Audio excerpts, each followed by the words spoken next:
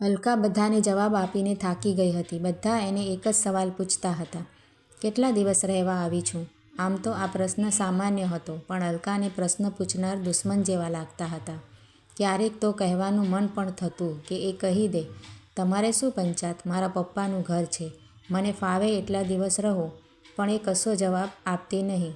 એ જાણતી હતી કે એની બહેનપણી સૌમ્યા પણ સાસરેથી પાછી આવી છે. આમ તો એ શહેરના બીજા છેડે રહેતી હતી, પરંતુ અલકાએ નક્કી કરેલું કે આજે એ સૌમ્યાને ત્યાં જશે. સૌમ્યા પણ સાસરેથી પાછી આવી હતી અને એને જ અલકાને કહેલું, હવે હું એ ઘરમાં પાછી જવાની નથી. સૌમ્યા એક જ એવી વ્યક્તિ છે કે એ એનું દુઃખ સમજી શકે, કારણ કે એને પણ એના સાસરે બહુ જ દુઃખ હતું. અલકાએ નક્કી કર્યું હતું કે ફોન કર્યા વગર જ એ સૌમ્યાને ત્યાં જશે. સૌમ્યા એને જોઈને કેટલી બધી ખુશ થશે. અમારા બંનેના નસીબ જ ખરાબ છે કે અમને સારા સાસરિયા ન મળ્યા. મારા પપ્પા તો કહેતા હતા કે પૈસાની પથારીમાં આડોટીશ, ગમે તેટલા પૈસા વાપરીશ તો પણ કોઈ હિસાબ માંગનાર નથી. પપ્પાની વાત તો સાચી હતી, પણ પૈસા વાપરવા માટે પણ જીવનસાથીનો સાથ જોઈએ. પણ એને સમય જ ક્યાં હતો, અને સાથે આવે ત્યારે પણ એની સાથે શું વાત કરવાની? આવી ખબર હોત તો લગ્નની હા પણ ના કહેત. એ કોલેજ જાય તો પણ કહે, સમયસર પાછી આવી જજે, હવે મમ્મીથી બહુ કામ નથી થતું. એવું હોય તો કોલેજથી છૂટીને ફોન કરજે, ડ્રાઈવર આવીને તને લઈ જશે. પોતે તો કોલેજના પગથિયાં પણ ક્યાં ચઢ્યો હતો. એ તો અલકાને કહેતો હતો, મારી ઈચ્છા ખૂબ જ ભણવાની હતી. પપ્પાનું અકાળે અવસાન થતાં ઘરની બધી જ જવાબદારી મારે માથે પડી. મારે મારા નાના ભાઈને ભણાવવાનો હતો. એની ઈચ્છા CA થવાની છે. ભણવામાં તો હોશિયાર જ છે, પરંતુ મારે એના માથે કોઈ જવાબદારી નાખવી ન હતી. ધંધો તો ખૂબ જ સારો ચાલતો હતો, પરંતુ ઘરની વ્યક્તિ ધ્યાન ના આપે તો ધંધામાં નુકસાન થાય. પણ મારી ઈચ્છા હું તારામાં જોઉં છું. એક ભણેલી માં 100 શિક્ષકની ગરજ સારે. મારે ક્યાં તારી પાસે નોકરી કરાવવી છે. આપણા બાળકોને તું જ ભણાવજે. એમને સારા સંસ્કારી બનાવવાની જવાબદારી તારી. તું ખૂબ ભણીશ તો હું 12 ધોરણ પાસ થઈ ભણી ના શક્યો એ મારી અધૂરપ તારા દ્વારા પૂરી થઈ જશે. એટલે તો મેં તારા પપ્પાને કહેલું, લગ્ન બાદ પણ અલકા ભણવાનું ચાલુ રાખશે.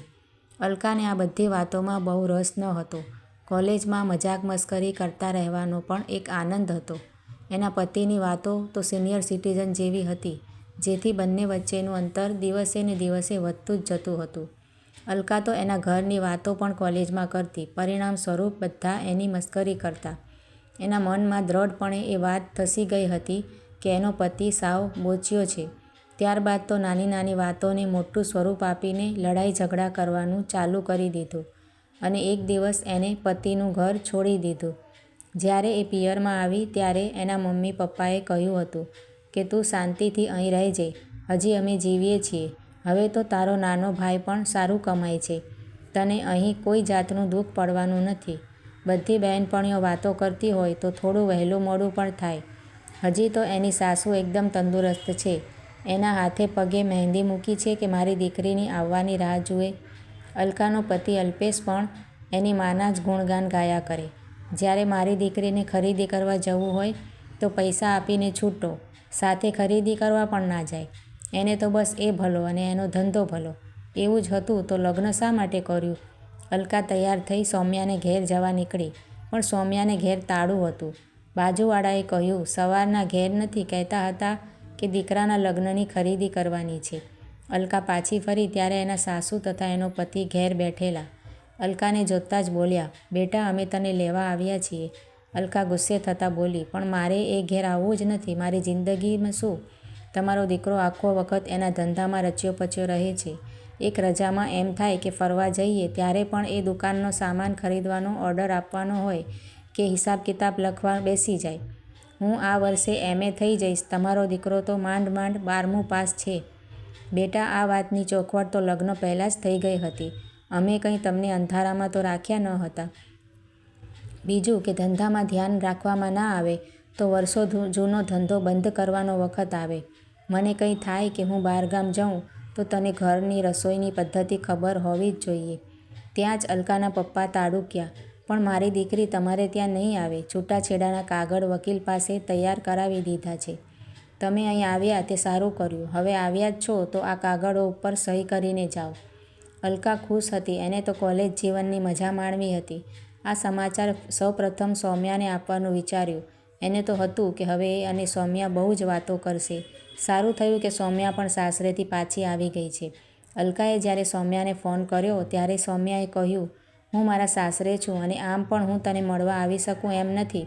મારી તબિયત સારી નથી અને મારા સાસુ મને પથારીમાંથી ઉઠવા જ નથી દેતા. અલકા, મારા ઘરમાં બધા જ ખૂબ જ ખુશ છે. તું માસી બનવાની છે. મારા સાસુ મારી બહુ જ સંભાળ લે છે. હજી તો વાત ચાલુ હતી અને એના સાસુનો અવાજ સંભળાયો. તારી બહેનપણીને જઈ બોલાવી લે. અલકા સૌમ્યાને ત્યાં પહોંચી ત્યારે એને પૂછીને લીધું કે તું પિયરથી પાછી કેમ આવી? અલકા, હું રિસાઈને આવી ત્યારે એકાદ દિવસ તો મમ્મી કંઈ બોલી નહીં, પરંતુ બીજા જ દિવસે મને કહી દીધું, તારી સાસુ એ જ તારી માં છે. હું પણ તને ગુસ્સે થઈ લડું છું. ક્યારેક તો ગુસ્સામાં તારી પર હાથ પણ ઉપાડ્યો છે. ત્યારે તો તને કંઈ ખરાબ લાગતું નહોતું. એક વાત સમજી લે કે એ તને જે કંઈ કહે છે એ તારા સારા માટે કહે છે. એ તને કહેશે પણ કોઈને કંઈ કહેવા દેશે નહીં. હવે એ જ તારું ઘર છે. સાસુની સલાહથી વાંકું પાડી અહીં નહીં આવવાનું. તને મારઝૂડ કરતા નથી. પતિ તરફથી પણ કંઈ દુઃખ નથી. માટે તારે ત્યાં જ જવાનું છે. મારી મમ્મી મને અહીં મૂકવા આવી ત્યારે મેં ગુસ્સામાં નક્કી કરેલું કે હું મમ્મીને ત્યાં નહીં જાઉં. પણ જેમ જેમ દિવસો પસાર થતા ગયા એમ મને લાગ્યું કે મારી મમ્મી સાચી હતી. મારો પણ વાંક હતો. બીજા અર્થમાં કહું તો કદાચ મારામાં છોકરમત પણ હતી. પણ આજે મને સમજાય છે કે આ જ મારું ઘર છે. હું અહીં સુખી છું. મારું માને તો તું પણ છૂટાછેડાનો વિચાર પડતો મૂકી ને તારે ત્યાં જતી રહે. પરંતુ અલકા કઈ રીતે કહે કે મેં તો છૂટાછેડા લઈ લીધા? અલકા ઘેર આવી ત્યારે થોડી ઉદાસ હતી. એમાંય એના ફોઈ એના ઘરે આવીને બેઠા હતા, જે એની મમ્મીને કહી રહ્યા હતા કે તારે અલકાને સમજાવવી જોઈએ. તે બહુ મોટી ભૂલ કરી છે. એક સંસ્કારી ઘરની છોકરી મારા ધ્યાનમાં હતી. હું આપણા આશુતોષ માટે પૂછવા ગઈ તો એમને સ્પષ્ટ શબ્દોમાં કહી દીધું, જે ઘરમાં પરણેલી દીકરી પાછી આવી હોય એ ઘરમાં મારી દીકરી ના આપું. અલકાને સૌમ્યાની વાત સાંભળીને થયું હતું કે કદાચ ખરેખર ઉતાવળ થઈ ગઈ કે શું. પણ અલ્પેશ ધંધામાં જ રચ્યો પચ્યો રહેતો હતો. એ તો ઠીક ઉપરથી કહેતો હતો, તું ખૂબ મહેનત કર, અત્યારે હરવા ફરવાના દિવસો છે અને ભણવાની વાતો કરે છે. જેમ જેમ દિવસો વીતતા ગયા તેમ તેમ એને અલ્પેશ યાદ આવતો રહેતો હતો. નાના ભાઈના લગ્નની પણ જ્યાં વાત ચાલતી ત્યાં અલકા સાસરેથી પાછી આવી એ કારણે જ વાત અટકી પડતી. આખરે એક છૂટાછેડાવાળા પ્રિયંક નામના છોકરાને પસંદ કરી એની સાથે લગ્ન તો ગોઠવી દીધા. પરંતુ લગ્ન બાદ પ્રિયંકે કહી દીધું કે મેં તારું ભણતર જોઈને જ તને પસંદ કરી છે. મેં કોલેજમાં તારી નોકરીની વાત કરી છે. ત્યાંના ટ્રસ્ટી આપણા સગા છે. ઇન્ટરવ્યૂની જરૂર નથી. 1લી તારીખથી તારી નોકરી ચાલુ થઈ જશે. પણ તમારે મારી ઈચ્છા તો પૂછવી હતી. જો અલકા, મારા એકલાના પગારમાં ઘર ચાલી શકે એમ નથી. આ જમાનામાં બંને જણાએ કમાવવું જ પડે તો જ મેં સારી રીતે જીવી શકું. એટલે તો કહેવાય છે કે પતિ પત્ની એકબીજાના પૂરક છે. પતિ કે પત્નીમાં જે કંઈ અધૂરપ હોય તેને પૂર્ણ કરવાની હોય છે. અલકા, અધૂરપનું પણ એક સૌંદર્ય હોય છે. લોકો બીજના ચાંદની પૂજા કરે છે. પૂર્ણતા જ્યાં આવે ત્યાં પ્રગતિ અટકી જાય. ઈચ્છાઓ અધૂરી હોય તો એને પૂર્ણ કરવા પ્રયત્ન થાય. અડધા ખીલેલા ગુલાબનું સૌંદર્ય પણ આહલાદક હોય છે. લગ્નનો અર્થ જ એ છે કે તે બંનેમાં જે અધૂરપ છે એ એકબીજા મળીને પૂર્ણ કરવા પ્રયત્ન કરવો. જો કે અધૂરપ પણ આગવું મહત્ત્વ ધરાવે છે. અલકાને લાગ્યું કે આ વાત એ થોડા સમય પહેલાં સમજી શકી હોત તો આજે એ અલ્પેશ સાથે સુખી હોત. મિત્રો, આ વાર્તા વિશે તમારું શું કહેવું છે તે કમેન્ટ દ્વારા જરૂરથી જણાવજો. અને આ વાર્તા જો તમને સારી લાગી હોય તો મારી ચેનલને સબસ્ક્રાઈબ જરૂરથી કરજો. Thank you.